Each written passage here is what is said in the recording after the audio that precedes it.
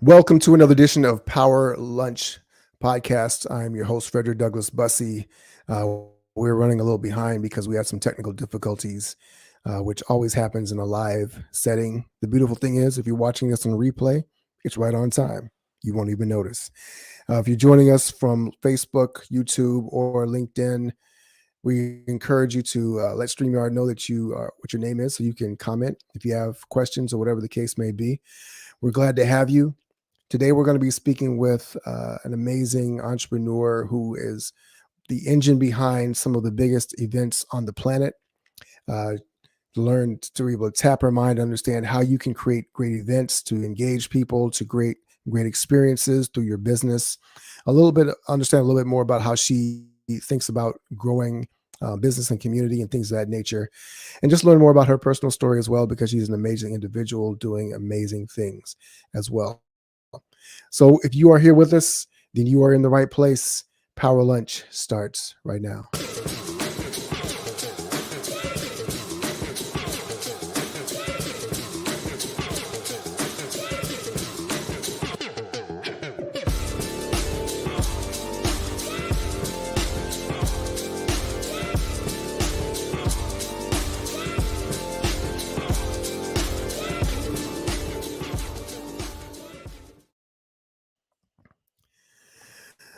Welcome to Power Lunch Podcast, episode 78. We have an amazing guest here with us today. I'm going to introduce her in just 1 second and bring her in, but I want to remind you all that Power Lunch is sponsored by none other than the 7-Figure Circle $1 Million Mastermind, our free Facebook group for entrepreneurs who are building 7-figure plus businesses. No matter where you are in your journey, we are here to support you with free trainings, conversations, and content that's going to support you in your mindset, building your marketing prowess in every aspect of your business in terms of your operations, systems, etc. Also, Power Lunch is sponsored by none other than my book, Breaking Orbit, Rip Out of the Regular by Unearthing the Power Within. It is available on Amazon right now. Search my name, Frederick Douglass Bussey, Breaking Orbit. Should be easy to find. If not, then there's a link in the description as well. All right. And with no further ado, I really want to get to our guest for today. She is someone actually in such high demand. Her schedule is so crazy that we've had to rebook this appointment several times. A lot has been happening, but I want to share with you a little bit about who she is, right? So following a career in resource development and engineering, Shauna Arnott switched gears by returning to college to study business in 2011. In 2015, Shauna began her own event management company called Moby Events, now called Haste Hustle. Shauna started with one client in Atlanta and quickly grew her client list to include tech companies, wealth management firms, celebrities, and more. In 2016, she also decided to begin her own produced brand of events, specifically supporting entrepreneurs, called Haste Hustle. In just 3 short years, this brand of events has become internationally recognized and respected. The mission of Haste Hustle is to serve and support entrepreneurs with a sincere message about entrepreneurship. In 2021, Shauna started building out a series of events to support startups raising capital. These cocktail receptions bring together strategically aligned investors to hear from 1 or 2 pre-vetted startups. These events often close seed rounds in one night. Shauna is currently working on a project to support the development of the Indigenous business community in Canada through various economic reconciliation initiatives. And on a personal note, Shauna is the mother of a 20-year-old son and spends much of her free time in hockey arenas. She's also passionate about supporting projects that promote diversity and inclusion for all people, as well as the development of women's rights. Please welcome with us none other than Mrs. Shauna Arnott. Shauna, Great. how are you today? I'm doing very well. That was first of all, your intro got me all pumped up, so I'm excited. And so it's great to be here. Thanks for having me. And I'm sorry we've had to reschedule a couple times. That breaks my heart. No. It's all right. This is not the Today Show or Oprah, not yet anyway. So, Not yet. Close. Awesome. Shauna, I read your bio, but if you are at one of your events or at any event, and someone asks you what you do, how would you describe what you do? I make a lot of friends. I I like that. think I like that. I always tell everybody that I'm a humanitarian first and a business person second. And Mm, the reason I say that is because everything that I do, I try to do with an impact in mind. And whenever I've built out events or any kind of community or anything like that I've done, always in my mind there's an impact focus around it. So I love to create I just love to create legacy for people, and it's not always just for me, it's for my clients or whatever they're doing. And so I think that that's probably what I would ultimately what I would say I do. I hope that that's what I do, is create impact and legacy for people and I organizations. love that. Mm. No, I love that. And because of some of the events that I personally know that you have worked with, and I kind of see the things that you post on your social media as well, I can tell that there's a true alignment between that. And we're going to Mhm. talk about all those things, but I love the origin story of superheroes as well. You're a superhero in your own right. Let's talk about your origin story. Where were you born, and what was it like growing up as a young individual? Oh, well, way back. So I was born in a small town just south of Toronto in Canada, and I was raised there my whole life. I pretty much lived in the same house, and um, I did. My dad, worked from home, and so we were, he was always around. My mom worked for a hospital system, so she was, she worked outside the home and had a really great career.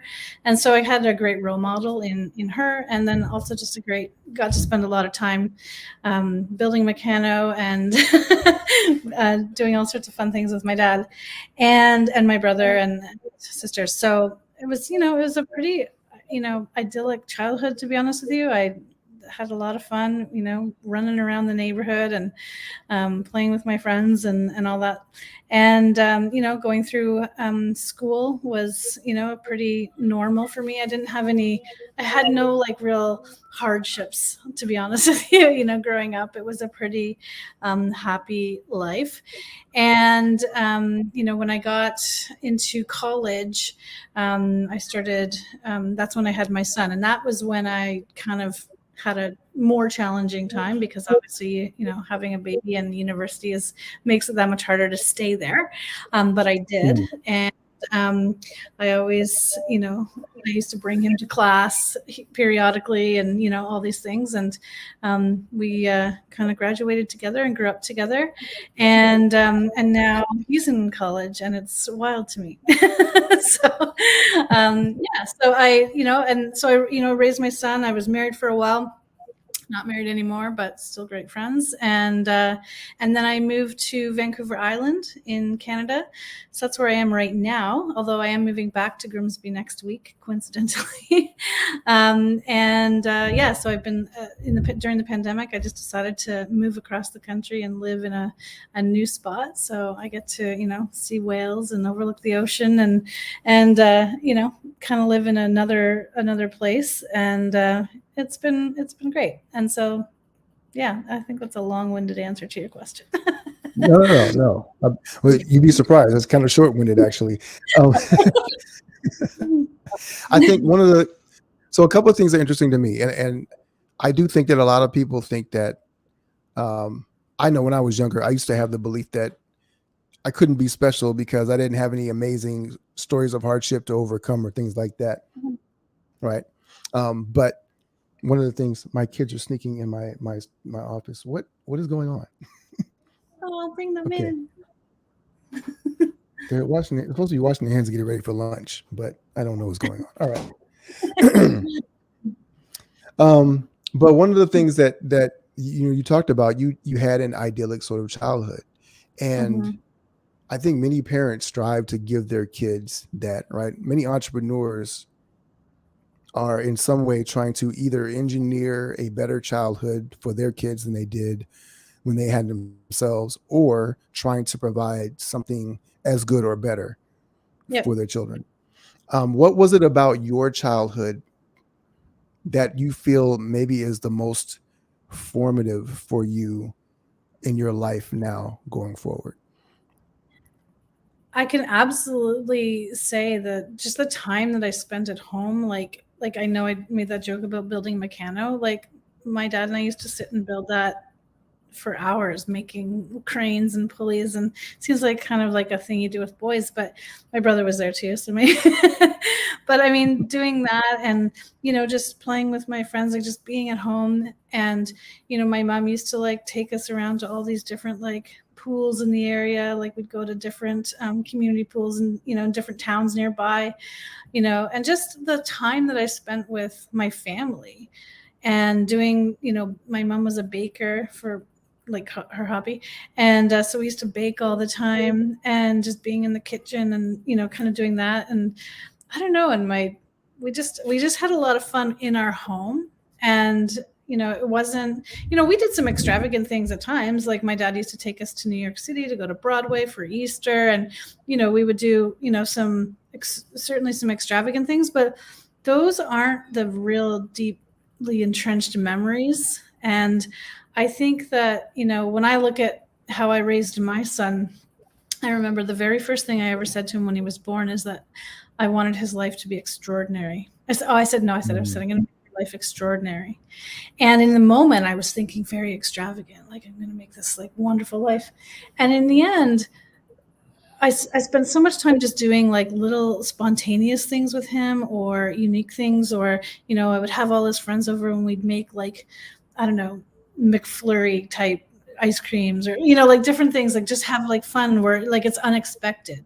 And to this day, I try to do those same things, and they're not extravagant financially or in other ways, but they're just like those are the memories, and those are the fun times, and those are the things that they remember. And I think it just indicates, for me, what I remember is just like the time that my parents gave to me. And to be honest with you, it was mostly my mom. She gave most of her time to us, being at everything. But I do love those memories of just building and playing and just kind of hanging out. My dad would tell us all sorts of funny stories, and like, it was just, those are the things that I think really built the person that I am, because it was my parents giving me their time and attention. And yeah, so it's my I parenting. think no, I think that's a really understated and highly undervalued gift that your Mhm. parents gave you, their Yep. time, right? And I'm pretty sure that because you worked with so many different types of entrepreneurs, and there's such a busy pace to the world. It's funny, we have more technology to save us time, and yet Yep. we are busier than ever in so many different ways. Mhm. And so we're so kind of divided. I think it's really interesting. Um, how do you see time now based on how much time your parents gave to you? I mean, and I'm talking about not just in terms of being a parent, but also just in terms of being an entrepreneur. Do you think you have a different perspective on the value of time Mhm. than maybe other One people do? 1,000%. I actually think that my understanding of time shifted when I moved to Vancouver Island. So Mm, in 2020, I moved here when Noah started university, and I was just like going to come for a couple of months, and my sister and brother live here, so I was just going to kind of spend some time with my nephew and family. And I ended up moving in with a friend of mine, and he has a life that's so different than mine, in terms of it's very localized, and yet he spends so much time with his family, just hanging out at the beach, having dinners together, all these things. And I had done that too, but I think throughout Noah's, that's my son, high school time, when I was building out Haste and Hustle, some of that got lost.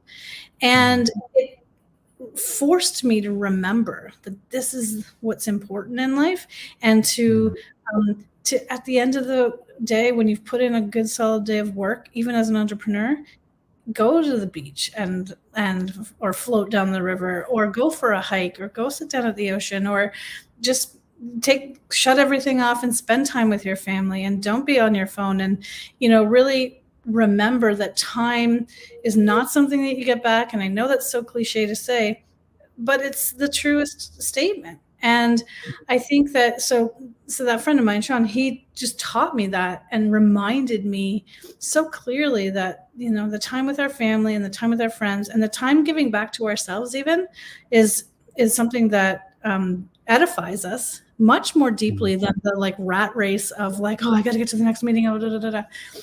Like I think that we forget where edification comes from. And Mhm. that's, something where I've it really resonated with me almost immediately when I moved here. And then I spent, 2 years kind of focusing on that. And just, I kind of joked, I'm like, oh, I'm just going to trip around the island. And, my business was kind of a little on hold because obviously the pandemic, and in Canada, things were so locked down that I just Mhm. took the time to be. And, I was still kind of like over here doing a bit of the rat race, trying to kind of maintain or figure out, because there was so much uncertainty.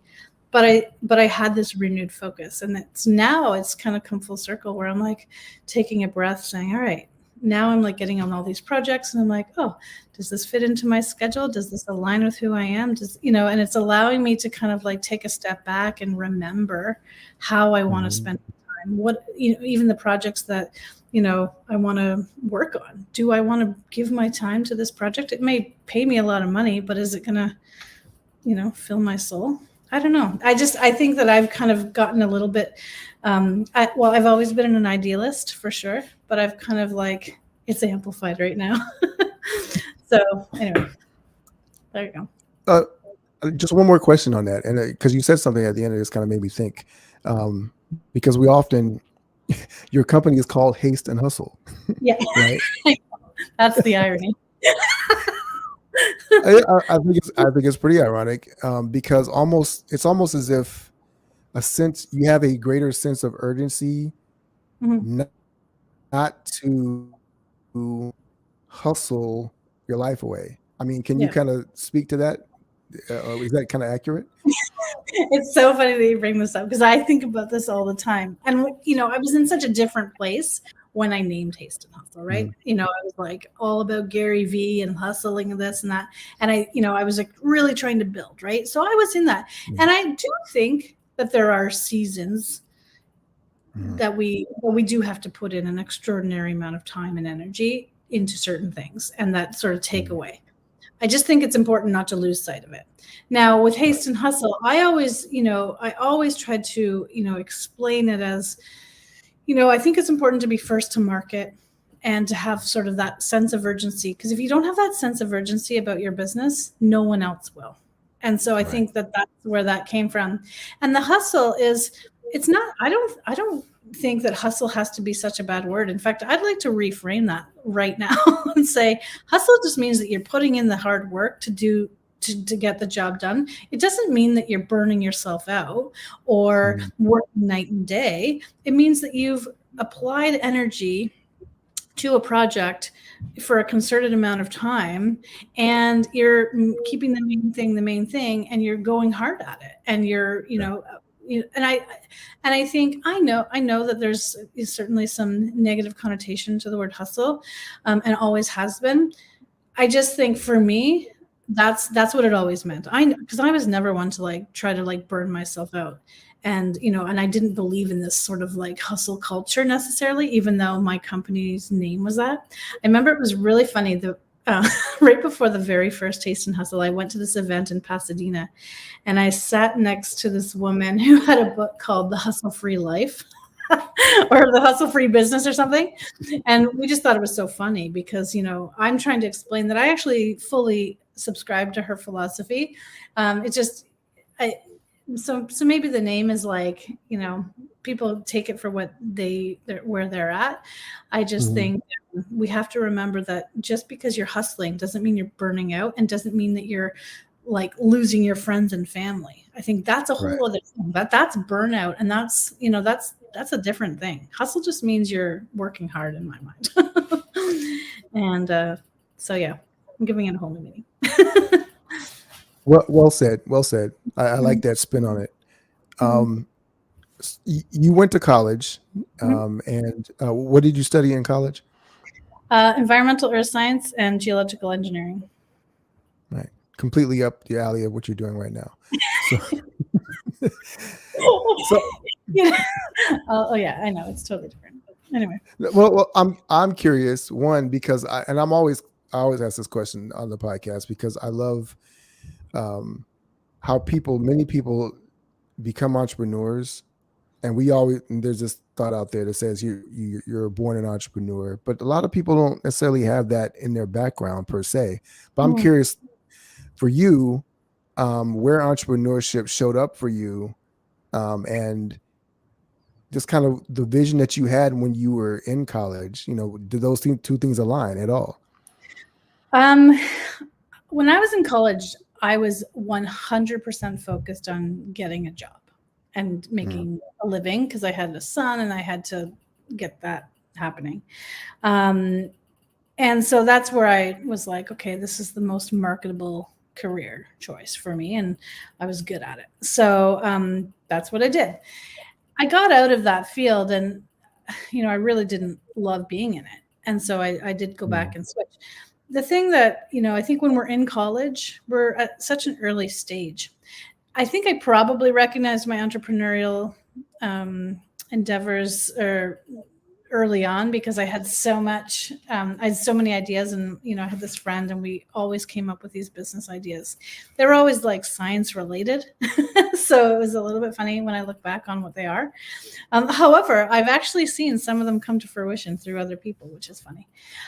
mm, So I sort of started to feel that way, early on. And I always, but I did not see myself as an entrepreneur probably until like 2015. Like it wasn't mm, something that was in my mind. My parents are not entrepreneurs. My mom, she worked for a hospital system, and my dad was an architect and professor, and I had constant, like, both my parents were like, why don't you go back to school and study English literature and be a writer, or why don't you become a lab tech? That's a great job with a great pension, and like all these things. And I'm like, gosh, like here I am studying these like great things, and now I'm like, and so there was no entrepreneurial things in my family at all, and still isn't. But I mean, I had this sort of natural way of meeting people and building trust and like getting connected, and I had bigger ideas, and I always knew that I wanted to impact the world, and you just can't do that when you're under the thumb of someone else's vision. So I mm, was like, I'm just going to go out and do it. So I really broke free from that sort of familial experience of work for the government, or get a job with a pension and live out your life. I just didn't want to do that, and well, I did it for a little bit and didn't like it, and then I just was like, well, why don't I just do something different? And I've always been really good at just like making decisions and doing it. Like if I mm, decide I'm going to do something, I just decide and do it. And so I remember I was married at the time, and I said to my ex-husband, I'm like, I'm just going to go back to school 5 hours away for the next year and a half, and get this business degree, and you can come visit me up north and Noah, and like it was just like one of those things. And he's like, all right, like he knew, and he was so supportive of it. hmm. And anyway, so I was lucky that way. That's interesting. When so you mentioned the fact that you're very decisive. What was the moment that made you decide I'm going to start this business? Right, the early version of Haste and Hustle, Mhm. and I guess it was Moby Events. Was that your very first business? Yeah, so Moby, Okay. Events, we named it after my son, and that's his nickname because when we first got our iPhones, whenever we typed Noah into the iPhone, it would autocorrect to Moby. So we just started calling him that, and so I named the company that. And yeah, I kind of fell into that, to be honest with you. Like I had graduated college, I was working for the college, running their on-campus recruitment events for a little while, Mm, and then I started, saying to my friend, like, let's start like running some of our own events and doing some business development for people. So it mhm, started out, actually, our very first project was a strategic plan that we put together for a company, and a business development plan. So that's a big part of what I do as well.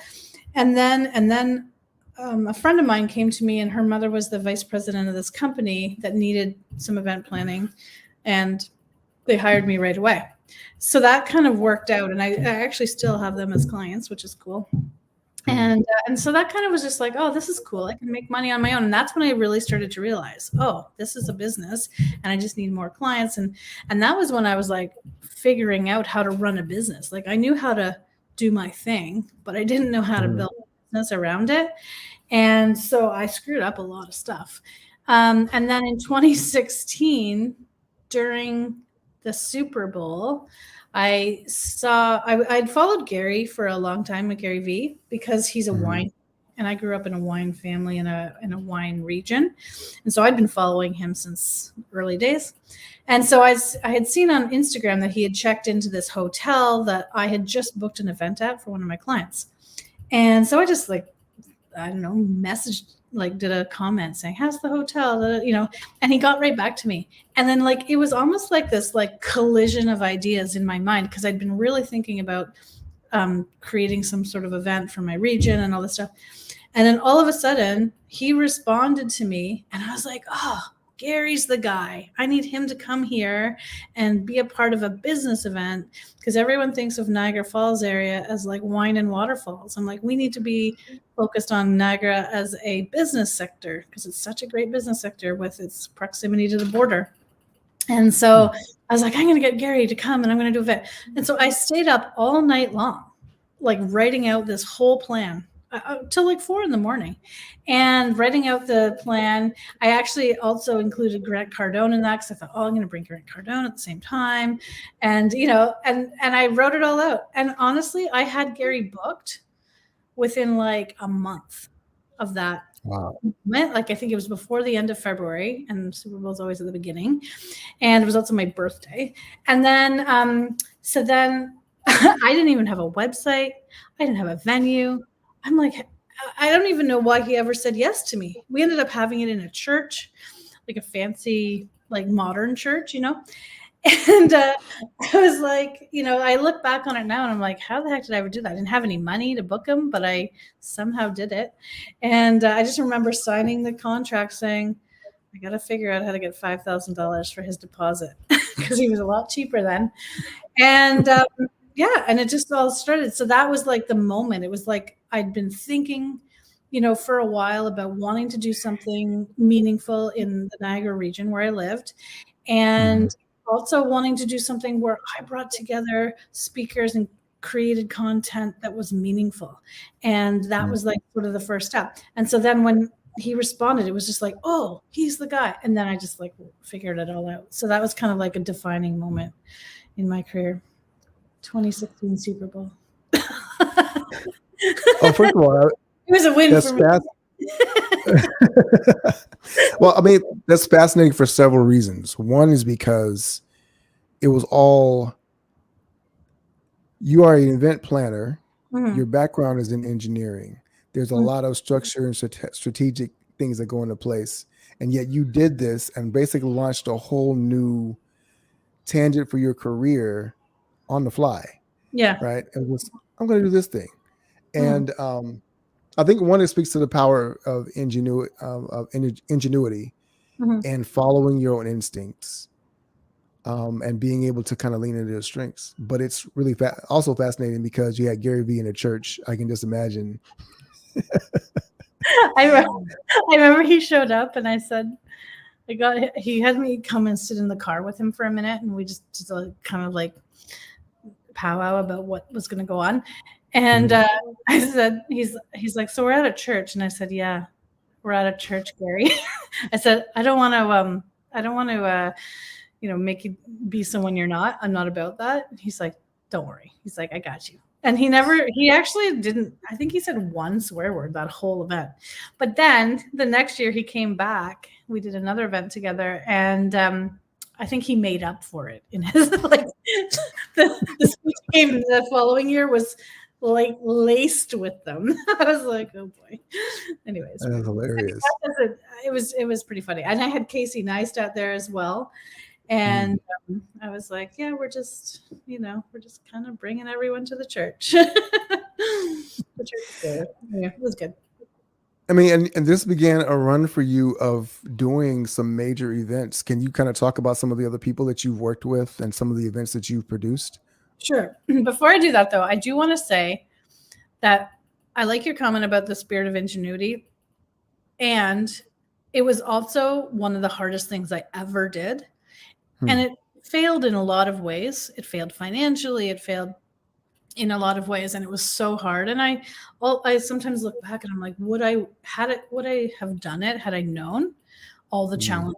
Because I mean, when you do something for the first time, you tend to screw it up. And so I just want to put that out there because I don't want to seem like, oh, I just like went and suddenly became successful. I did not. Like that was, it was, Hmm. it was cool, and Gary was great and whatever. But anyway, so I just want to put that in for your No, audience. no. And It, I appreciate you saying that because, and I like to talk about that, have people talk about that on the show, because there is this kind of mythology that there's a straight line. Oh, I went for my dreams and everything went okay. And then people, they compare themselves to those imaginary stories of people yeah. that have been successful, but the failures are where you have to navigate through all that stuff, right? Yeah, like I went through like the darkest hardship after the first Taste and Hustle. Like it was not good. So like I mean, Mm, the one great thing that happened is that it built the brand. Gary became very supportive of it, and that was wonderful for me because he ended up coming back and helping me out with a second event for free. And like, so there was wow. goodness that came out of it for sure. But like, I mean, I lost so much money, and we, and even just like relationships that got broken down. Like, it's not, there's things about it that I'm not happy with or proud of, but there's also Mm, like, so I like to make sure that people recognize that it's not, you're right, it's not a straight line. However, it's also important to like find all the goodness that did come out of something, and remember that it's not always all bad. It's just that, uh, there's certain failure in a major project, but then there's also huge wins, and so to right. just focus on what those wins are is important. And then to go to your other question, about events that I've been working on since then. I mean, so many. I do a lot of like private events for clients, and a lot of venture capital firms bring me in to do sort of think tank style events, and those are the ones I love because I love events where we're actually having conversations that are meaningful. I don't want to Mm, just I'm not really anymore about like sort of the events where it's like come and like I don't know, spend half an hour or an hour learning from this one person and then nothing, and it's sort of like more hype than and emotions than anything. mhm, So these ones are more highly facilitated. We do a lot of like retreats and that sort of thing, and so I'm more involved in like the vision and the vision casting for those events, and like creating content as opposed to the execution. mhm, And so yeah, so recently the one that I did just work on, which was so great, we did an event in Davos during the World Economic Forum, and it was the launch of the 50th anniversary of hip hop. And that was one of like the most incredible experiences because we got to bring hip hop to the World Economic Forum.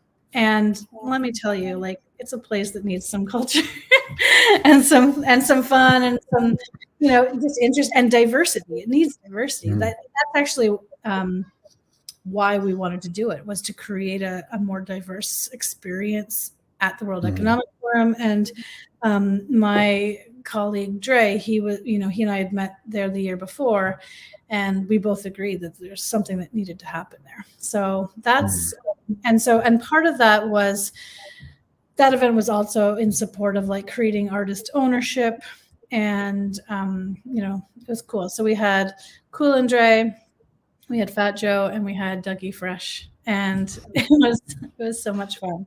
So it was a really that was probably that's my most recent event I just worked on.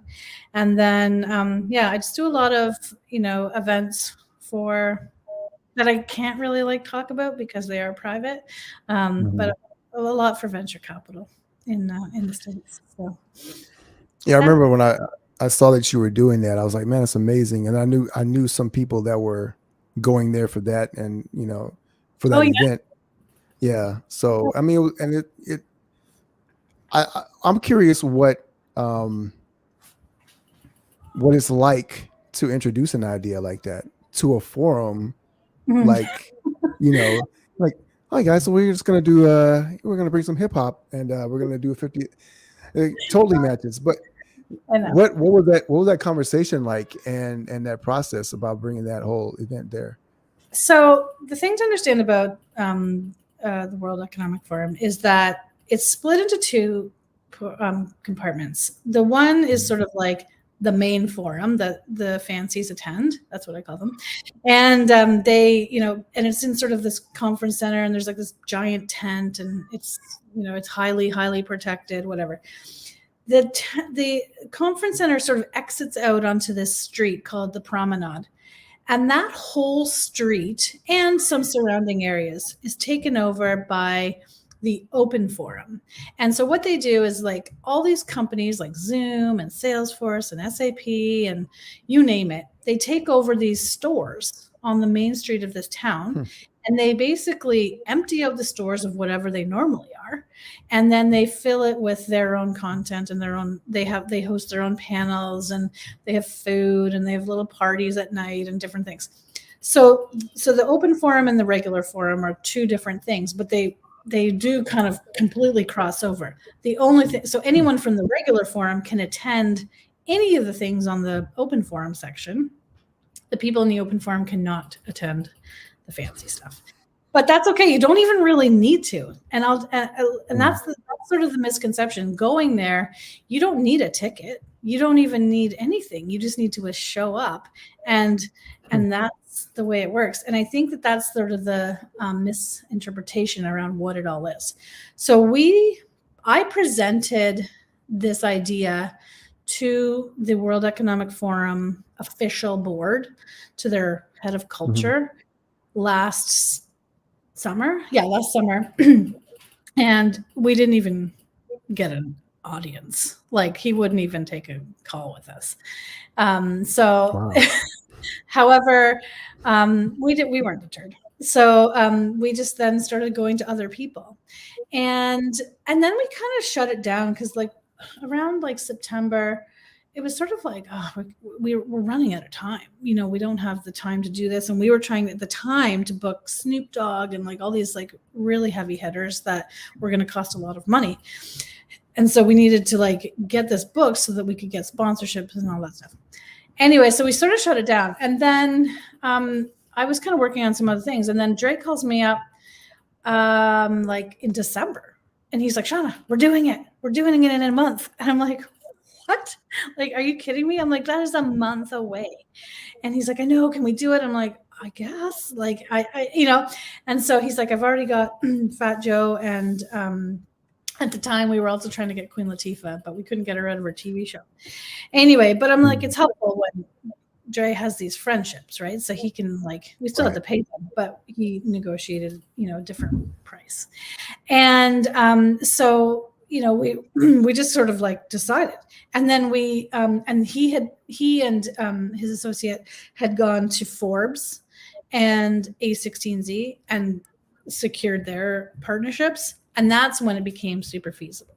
So it ended up being like Forbes is really the heavy hitter in this party. Like they brought in most of the money, and they did most of the planning. Like, to be completely honest. And so, we kind of came in with the artists and, some of the logistics, and we had some of these other, surrounding events. And so, yeah, it worked out beautifully. And so we didn't really, to answer your question, have to present it any further. Like, we just had to get Forbes to think it was great, which they did. And that was the end. And to be honest with you, like, it was the talk of Davos. Like, everybody wanted to be at this party. Like, we had heads of state and even other celebrities. Like, I remember, I think will.i.am phoned Dre trying to get tickets. Like, it was crazy. Like, we had oversubscribed it by 3,000%. So we had like world leaders waiting out in the cold trying to get into our event. I was like, I don't know how I feel about this, but and it was really fun. And for me, it was so meaningful, because I was like, here we are, we're creating something that's never been done in a place that needs it separately. And I mean, the reality is that at the highest levels of world leadership, there needs to be more diversity and there needs to be Mm. a voice of more people. And Right. that's where I was like, yeah, I can get behind that 1000%. So when you present an idea, even if it gets, not accepted or whatever, you just find other ways. Like there's always a Mhm. way. I mean, I was prepared to wait 1 year to do it, to be honest with you, but it's the 50th anniversary this year. So Dre's like, no, we have to do it this year. And I'm like, all right. I'm like, Right. but had we decided to wait, say, till next year, I think it still would have been as impactful. Like if we could have, there's always, I don't think impact is lost if you have that, focus and that Mhm. intention. So yeah, I think it's just, when you have an idea, you really want to make sure it's clear and you are 100% behind it and you and all your partners can align completely. And my motto in business is always to keep the main thing the main thing. And if that's your main thing for that project, you don't deviate from that, because it's very easy to have people say, oh, you should try to do this, and oh, you should try to do that, and oh, why didn't you get this person? You have to be able to filter out all that noise. And so I think that's where it's really important to have absolute clarity in moving on a project like that. And then you can always find a way to make it happen. Um, we started late, so we're a little short on time. I want to make sure I'm respecting your time. But Sure. you started talking a little bit about the background behind the thinking about putting together events like this, and because you've done them with on such a high level now, right? Mm-hmm. Um, for someone who has a business and they're thinking about the power of events, can you just talk about why events themselves can be so powerful in moving your business forward, Mm-hmm. and maybe give one or two or a particular perspective or one or two tips about how to think about implementing events to be able to continue to grow your business? Sure. Um, I think for me, I've always been a very in-person kind of a girl, right? So Mm. I like to be in a room with people. I find that, when you are at an event, the greatest pearls of wisdom can come from the people sitting next to you or the people you meet in the hallway. And what I mean by Mm. that is not just like learning, but also relationships, connections, and all those things. And ultimately, building a business requires partnerships and relationships. And the best way to build those, excuse me, is in person. It just is what it is. Like Mm. I can't ever subscribe to the idea that doing it online will ever be as valuable as an in-person time, right? Right. So, because you just have that experience where you can say, oh, we have this great idea.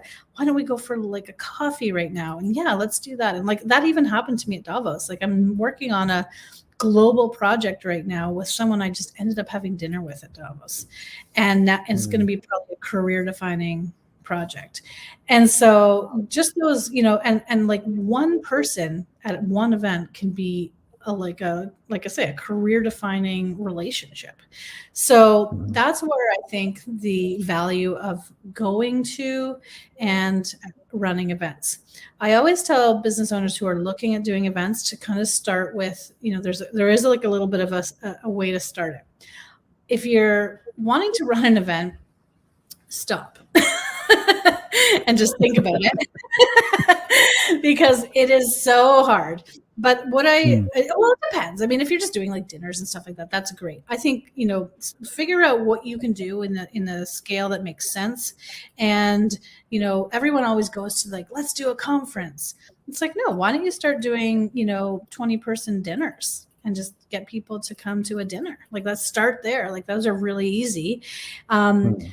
and then also look at sponsoring events. Then you aren't responsible for all the like stress and risk of an event. You just sponsor. And then you make sure your sponsorship is very engaging. So I think when you're negotiating a sponsorship, you don't have to buy what's off the package. You don't look at a sponsorship deck and say, oh, I'll take a logo here and a logo there and a speaking engagement here.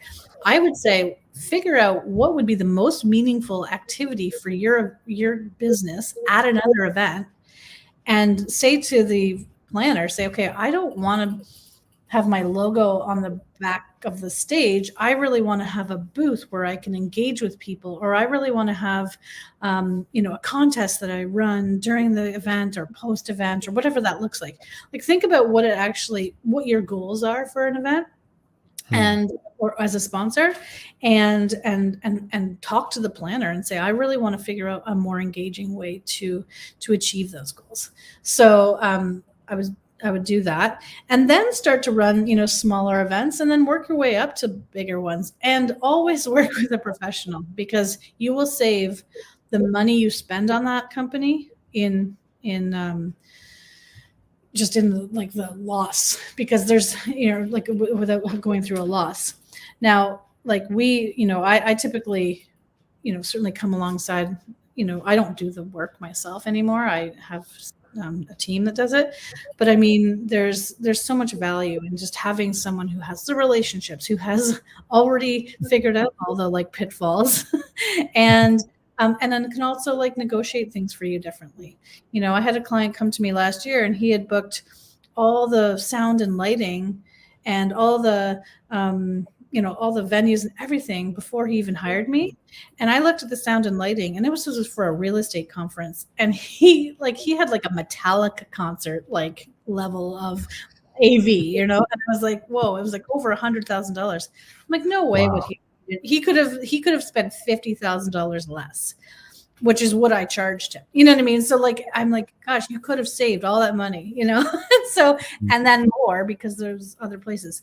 So I think it's really important to work with a professional, and and then, as I mentioned before, have a really clear vision for your events. But I think implementing events into your business, whether it's through sponsorship, whether it's just even attending events, going as an attendee, obviously that's sort of the first level of entry, then sponsorship, and then starting to run some of your own, Hmm. small, moving on up. I tend to, I made all the mistakes going from 0 to 100, by, I've done it. I also know the pitfalls of that. I think it is better to build the community. I remember I got that advice early on, say, I'd already run the first Haste and Hustle, and my friend said to me, he's like, the very best way to build events is to build the community first, so that you have. Hmm. So building the community starts with attending and sponsoring and running small things. So yeah, that's my advice. But it is worth First it. of all, that's priceless because you gave us so many different levels to it, right? So it's not just doing your own, but even how you can think about sponsorship in a new way. I think it's really incredibly valuable. Um, Man, it's been really good.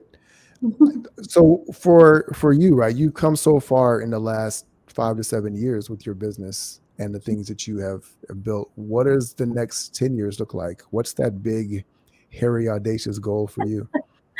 Well, I am now sort of shifting focus. I recognize my skill mostly is around, business development and vision casting and creating relationships and all those sorts of things. So now I'm coming alongside of much larger global organizations to work on projects that are going to shift culture.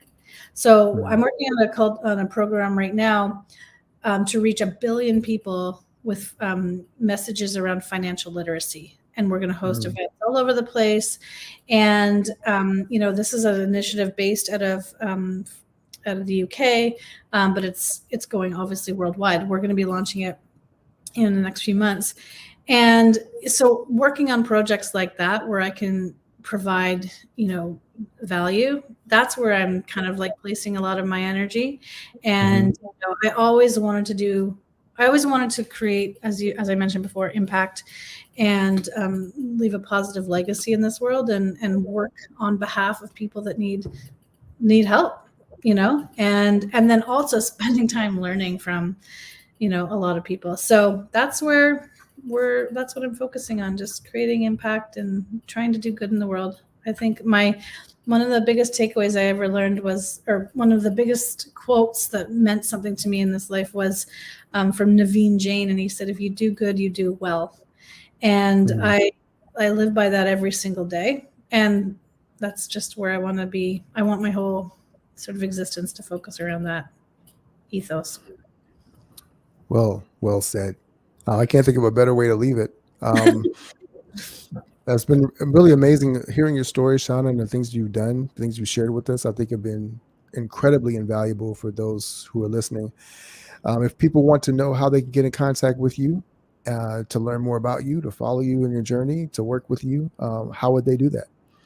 They can go to hasteandhustle.com or just search me, Shauna Arnott, in LinkedIn or, on various, Instagram, all those platforms. I'm pretty accessible. I try to be as accessible as possible. Well, you heard it here, hasteandhustle.com. Find Shauna on all the social media platforms. I want to thank you for sharing your time and your story with us here on the Power Lunch podcast, and our audience. We thank you as well. Thank you. It was such a pleasure to be here. And for those who've been watching for a second, a minute, you're watching this on a replay, drop a hashtag replay. Let us know what you think of Shauna. What do you think of the story about how she came together with Davos to create this culture clash with the hip hop 50th anniversary of hip hop in Switzerland, of all places. Let us know what you think. And we encourage you always to check us out. If you're watching this on YouTube, LinkedIn, Facebook, like, subscribe, share this with people so we can continue to create more impact for entrepreneurs who are building incredible lives and lives of impact as well. I am your host, Frederick Douglass Bussey. For our guest today, Shauna Arnott, I want to say thank you. Ever forward. Thank you.